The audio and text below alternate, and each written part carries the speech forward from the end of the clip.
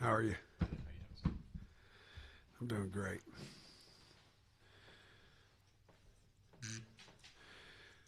Well, it's really nice to have a home opener. You know, we haven't been here for a while to open the season since 22, I believe, and it's really nice to be able to what looks like a pretty good temperature game as well. And we're certainly hoping that a lot of Hog fans are in the stands, and we have a lot of respect for Alabama A&M and their staff. They've got a really good staff. Coach Shade brought in a good staff. They won their conference over at Miles, and obviously I'm sure that's a big reason. A lot of reasons, but I'm sure that's one of the reasons that he was able to get that A&M job. They've got a lot of new people. You know, brought some kids over from Miles as well, and so we're doing back and forth watching with Alabama A&M from last year to see the players that we're going to see this year, and certainly Miles College from offensive and defensive special teams standpoint. So excited about getting our team out there, and we need to play smart football, penalty-free football. Well, we've got to hang on to the football, and we have to play to our standard. What our expectations of our team is, and that's going to be a mantra of us all season. We've got a good team, but we have to put a good team out there every Saturday.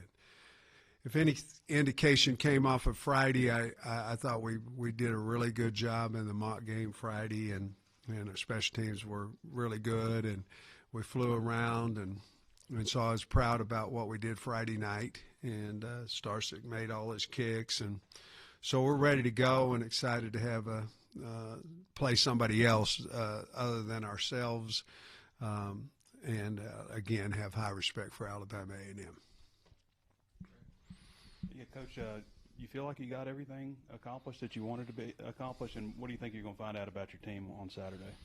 I do. You know, I feel like we've done a good job. I've got a good coaching staff, and I feel like we've done a good job. We have an older team than what we've had in the past, which is anytime you get a team that's led by the players, you sure are going to have a big advantage when times get tough out there. Yeah, I think we did. You know, there were some things that certainly speed-wise that we saw Friday night. We're a fast team, and we wanted to see that, and we're a big team. So we still have some competition battles will go on today, tomorrow, and Wednesday to see who actually runs out there with the ones. But for the most part, we're settled there. And if they're an or on your depth chart, you'll certainly see them play a lot of ball as well. As you mentioned, you got competition going, but as for the depth chart that was just released, wide receiver C.J. Brown, Jalen Brown, and Omega Blake, why those three? Obviously, you said you got competition. Well, you could certainly put Monte Harrison in there as well. In my opinion, he's really had a good fall camp. Just because of the plays that they've made, the consistency that those guys have made, and more probably as important as anything, the speed of Jalen Brown. We want to get it on the field as fast as we possibly can. But we do believe that there's more than those three. But CJ probably was the most consistent guy that we had. Him and Monte, they were probably the most consistent guys we had. And Raylan, with him being out and being hurt, that would have something to do with that as well. How's the health going in, like Okie, Sorey, some of those guys? How are they doing? Yeah, David Okie's going to be. He won't play this week. Sorey, we believe, will practice today and will be ready for Saturday. Antonio Jordan had a high ankle sprain. so he would be doubtful for Saturday. Other than that, I think the guys that we've had will be ready to go. I asked Bobby the other day when he was in here, and I know the goal is to win the game, of course, obviously, but last year you got Malachi into the UAPB game, and then when he came into the Tennessee game, it didn't look like he had deer in the headlight, So how important would it be if you get a chance to get KJ some extended action Saturday? I think any time that you are able to get, especially that position, I go back and look at or think about the Pine Bluff game last year and with Malachi and actually KJ as well, but with Malachi going in, I don't think you can handcuff your offense because you've got to see what you've got to develop confidence in whomever's in the game. But I think that really helped Malachi last year, and obviously if we get fortunate enough at any point this year to play KJ, we'd like to. Yeah, with Raylan, when do you maybe expect him back? And we saw CJ in slot some, but do you think that's a really good natural spot for him too? I think we talked about it as a staff, and we think that might be his spot. One that he runs good option routes and is a good blocker as well. Raylan, we expect him to play Saturday, and he was back last week, the latter part of last week, practicing as well. You've been on the hot seat for maybe 3 years now, it feels like. How do you deal with, does that even enter your thought process? No, it really doesn't. I'm not on social media or anything like that, and really all that matters is how our team plays, and I can control that to a certain degree, and I can't control what people think about me or what they write about me, so I'm really not really concerned about it. Kind of a similar question with Trey asked about the wide receivers. You have here on the depth chart Connie and Julian, that won the battle outside, but I know you're going to play everyone. What kind of separated them for week one depth chart? Those guys are the names in bold as the starters.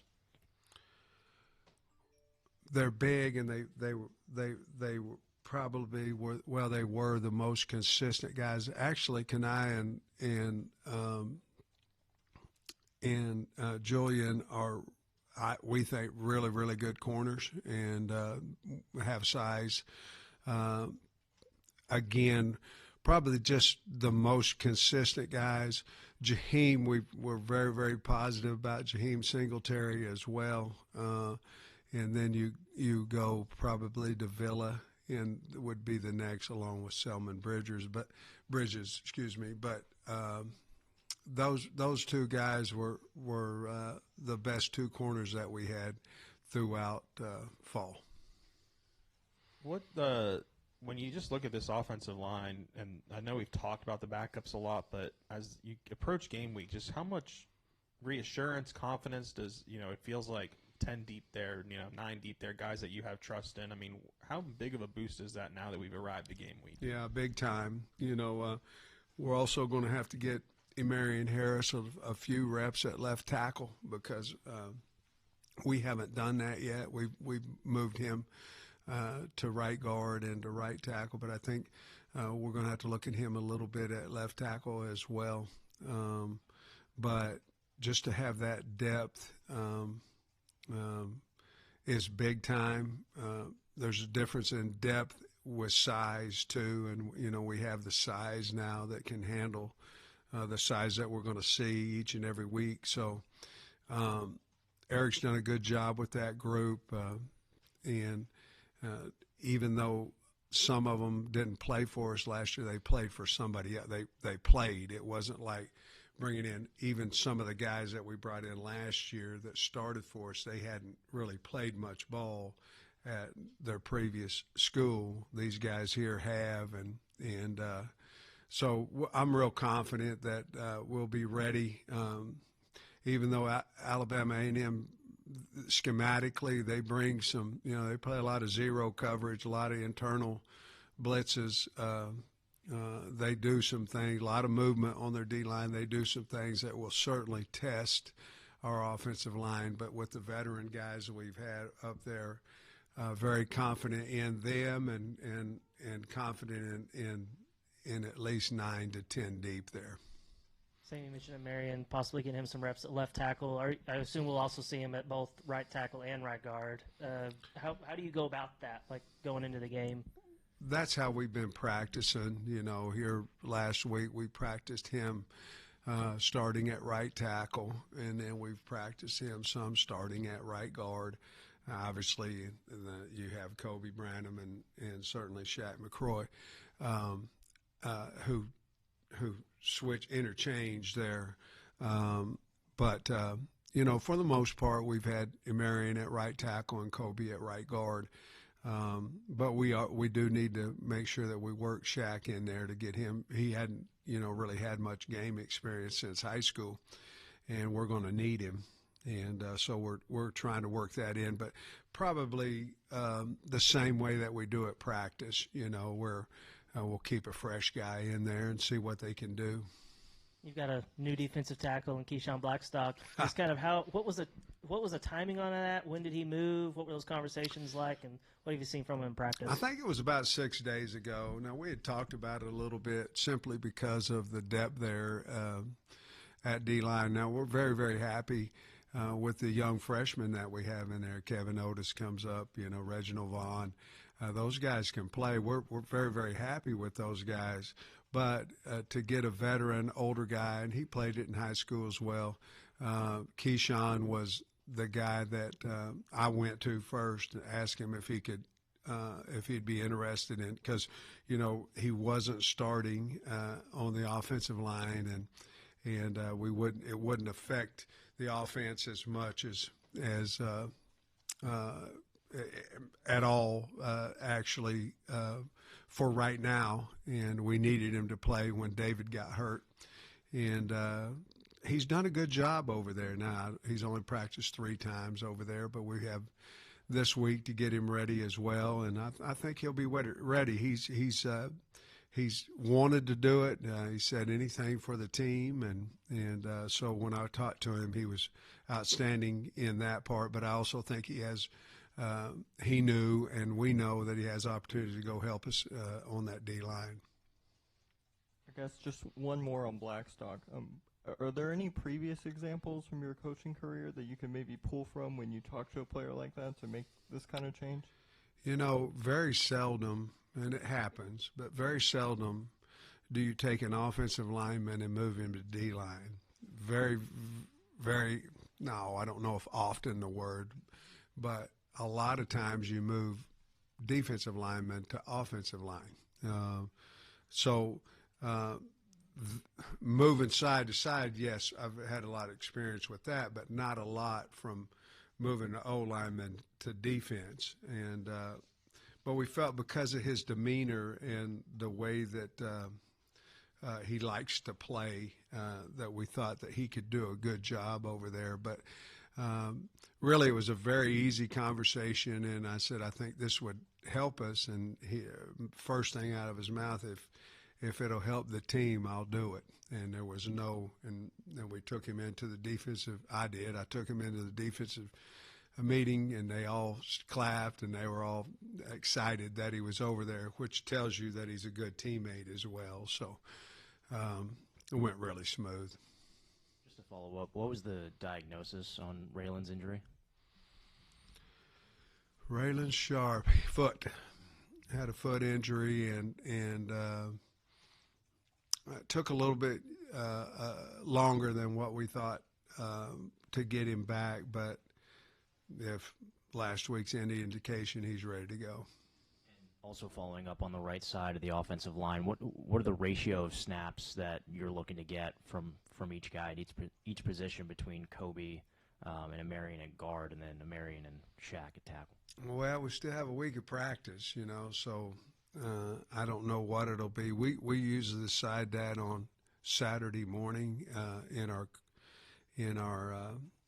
coaching staff meeting about how we're going to play the players. So we'll still wait until the end of this week to see how they practice. but we would like to, certainly get all of those three guys in the game. I don't, percentage-wise, I'll have to wait till the end of practice this week and then our coaches meeting. First time in a while that you've heard it's a game week. Do you kind of switch into a different mode for the next few months? Oh, it's exciting. I'm the head coach at Arkansas. It's exciting. And,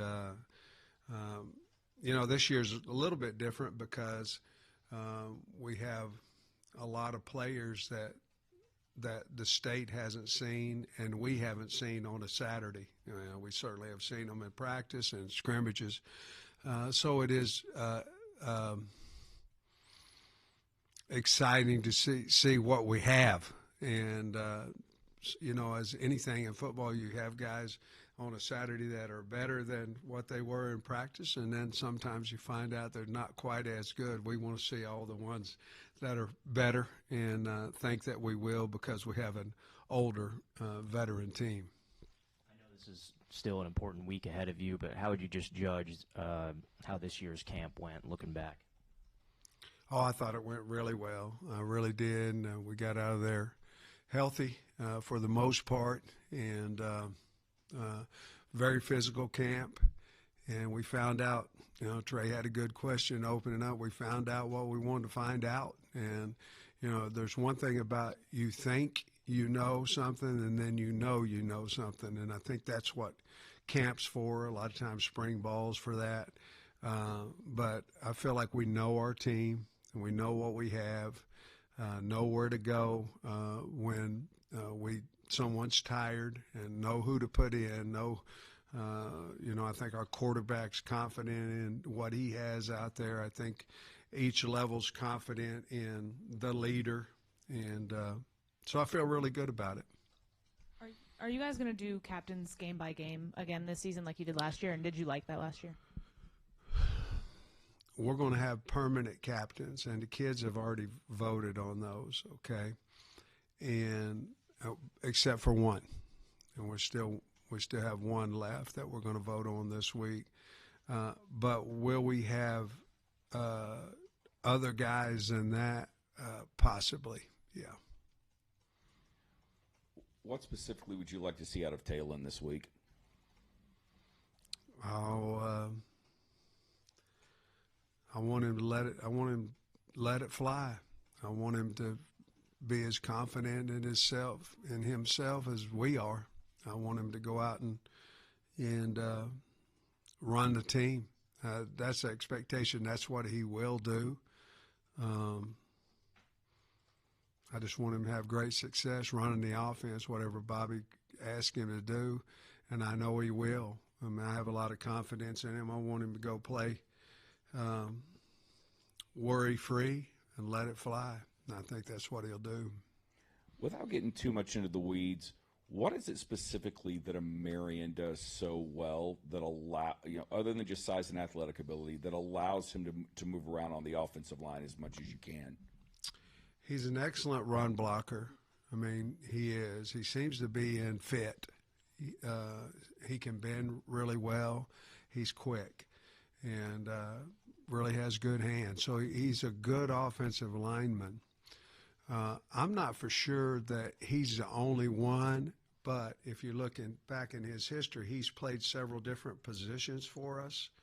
And so that gives us a confidence that he can move and have success. But you said other than his size and his length, that would be the answer there. And, of course, you have to be smart to be able to play different. It's easier to go from right tackle to right guard. It's hard to go from right tackle to left tackle. It just is. There's a totally different technique used for that. But he can do that.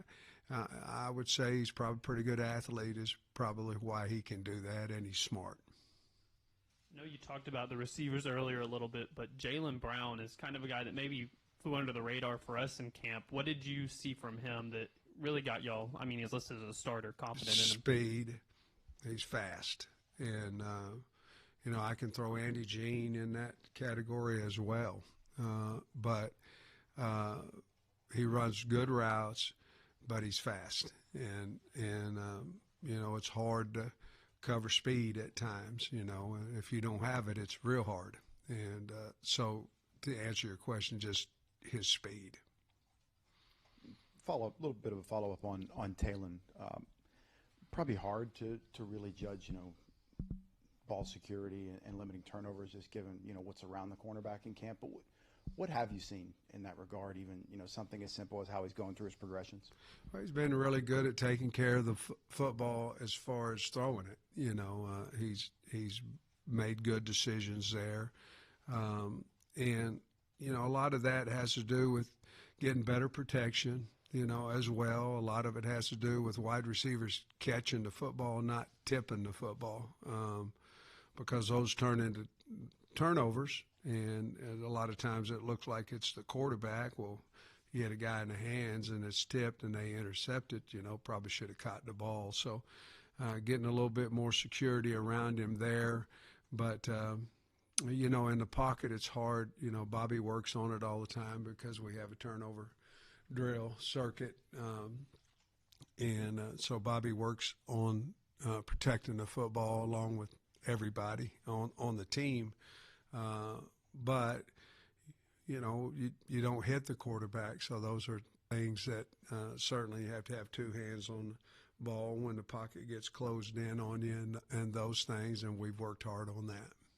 Off the top, you said, you know, we want to play to our standard. I'm sure it's an annual question, but your message to everybody on staff, your players, the state about what that standard is. Well, we just have to be smart, and I want to see a fast, tough team. I want to see a team that plays hard. I want to see a team that if you go who played the hardest, I don't know what the score is, but who played the hardest, I want it to be the Hogs. That's a reflection of our team and our coaching staff, and to be honest with you, a reflection of our state of a lot of hard-working people.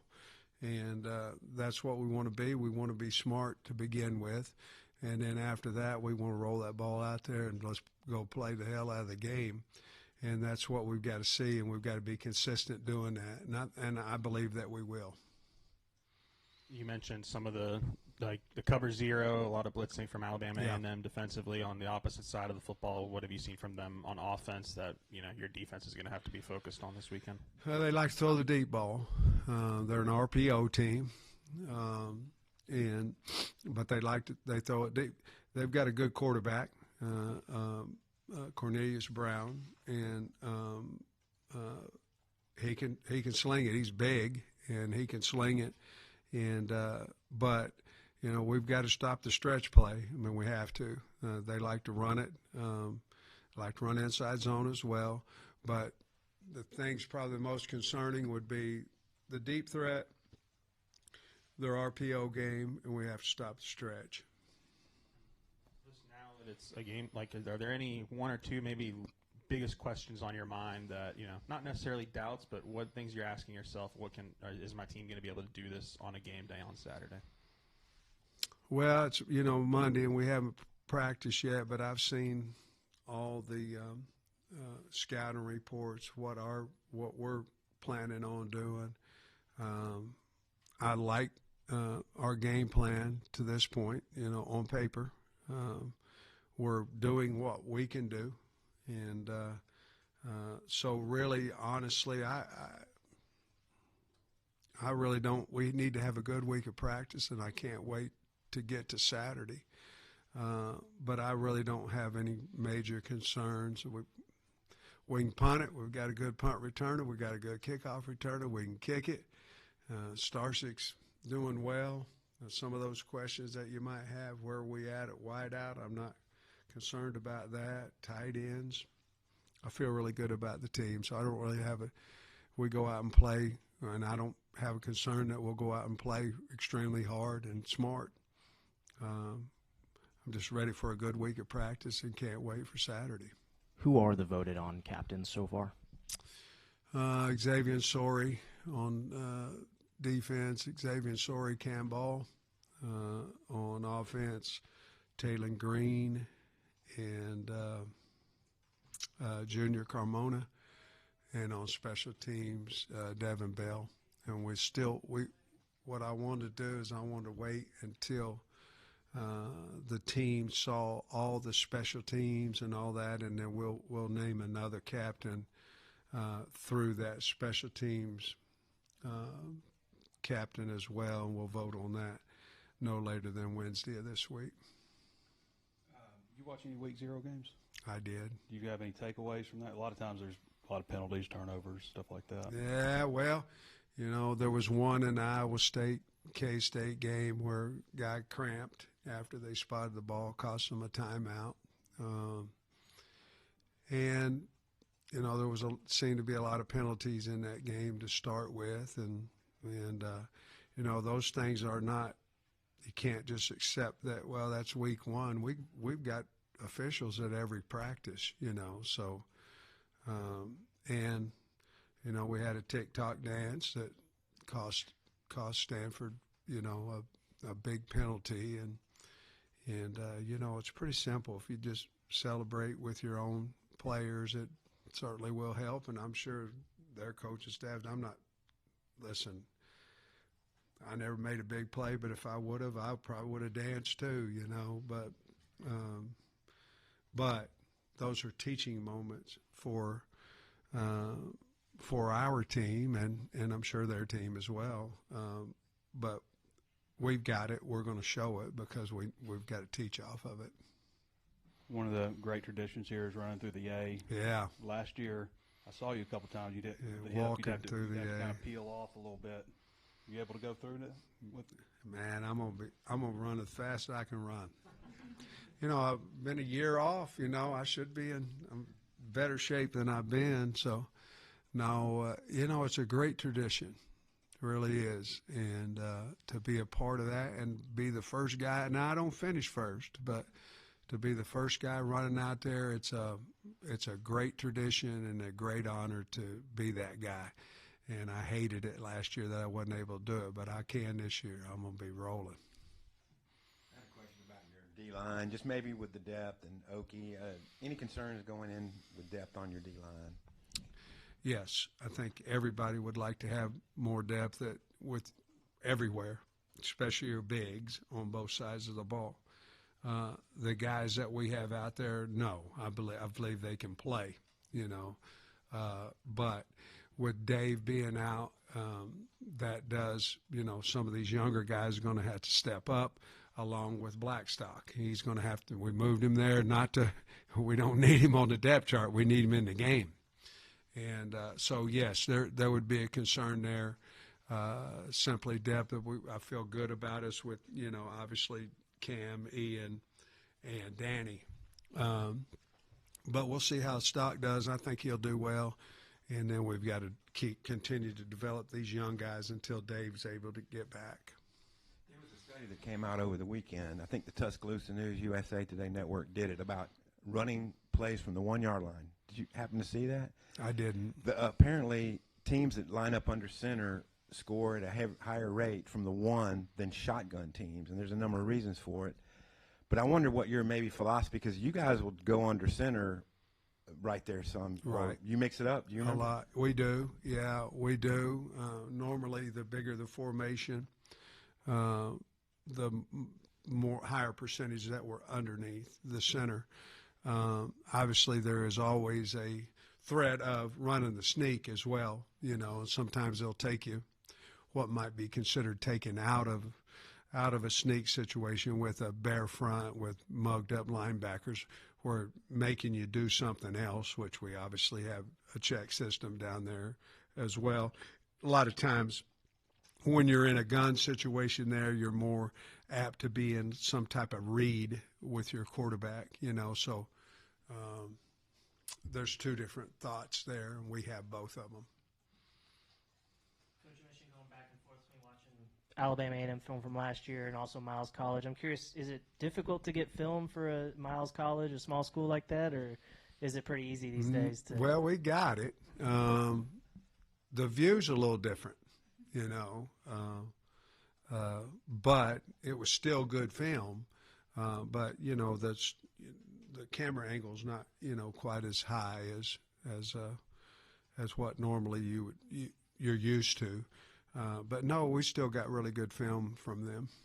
And Coach Shade or anyone that staff? Like, have you ever come across them? Or You know, I always like to go if it's a new team. I always like to go and see who they have on their staff and their history and all that. And you know, he actually has some guys that played in the league, including himself coached in the league. So, like I say, that's why I said I think he's got a really good staff. But I don't recall anybody that I've coached with or I know well that's on his staff. All right, guys. Thank you.